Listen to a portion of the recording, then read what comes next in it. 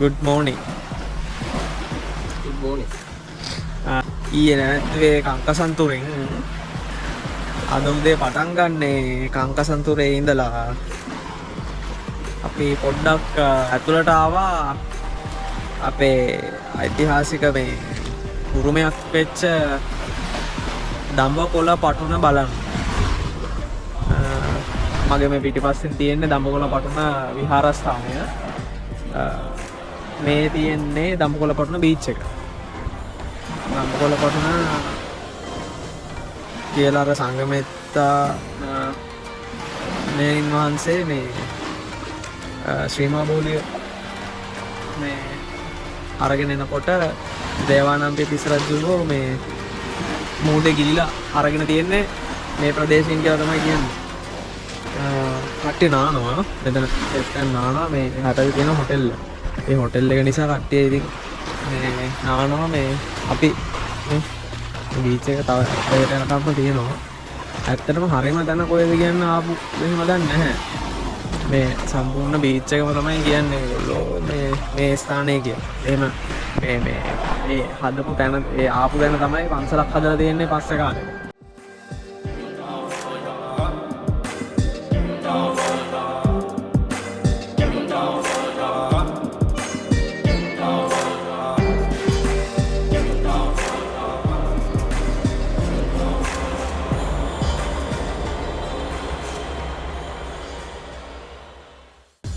Hello අපි දැන් ඉන්නේ වේදුරු තුඩුවේ view point එකේ.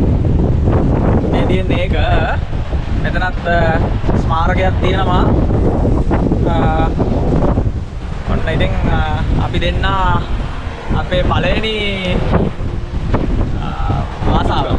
උතුරු ගමන කියන්නේ මේ ලොකු ආසාවක් තිබ්බේ මේ කොනට එන්න. මේ කොනට එන්න.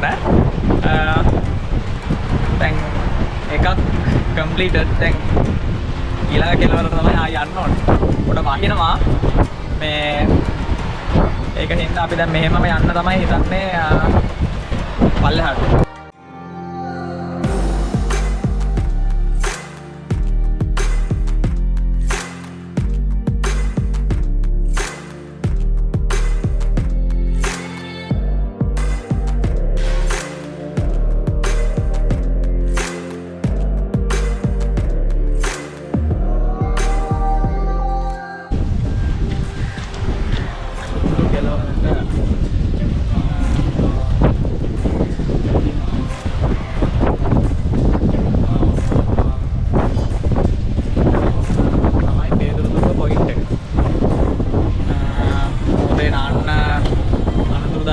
ගාලා තියෙනවා.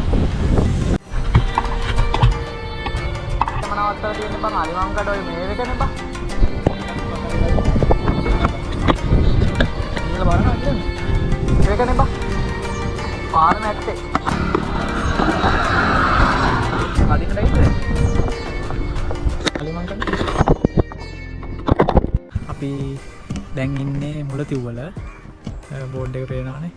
අපි මුලින්ම පහු කරා පුතුකුඩිරි පහු කරා.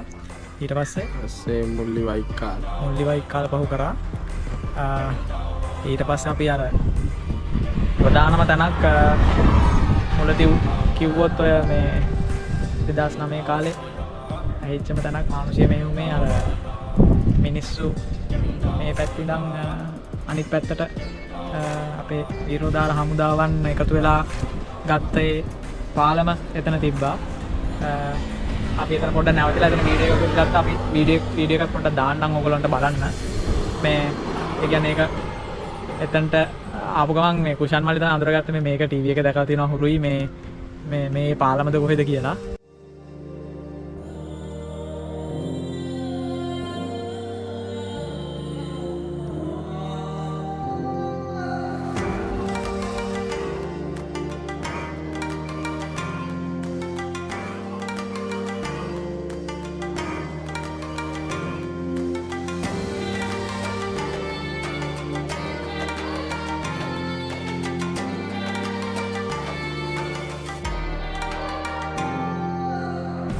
අපි එතනත් පොඩ්ඩ නැවතිලා එතනත් වීඩියෝ කරා. ඒ කියන්නේ මේ අපේ පළවෙනි අත්දැකීම සහ මේක මේ අපිට මේ කියන්නේ අපිට මේ ගමන ආපු එක ගැන සහ මේ ට්‍රැක් එක ගැන සතුටක් තියෙනවා. හැබැයි මේ දැන් ඒ කාලේ කොච්චර බිහිසුණුද ඒව ඇත්තටම මේ කියන්නේ ඒ අත්දැකීම අපිට කියන්න තේරෙන්නේ නැහැ මේ වගේ තැනකට ආවම අපිට ඒ කියන්නේ සතුට වෙන්න පුළුවන්. හැබැයි ඒක අර මේ කෑ ගහලා විඳ එහෙම සතුටක් නෙමෙයි ඒක.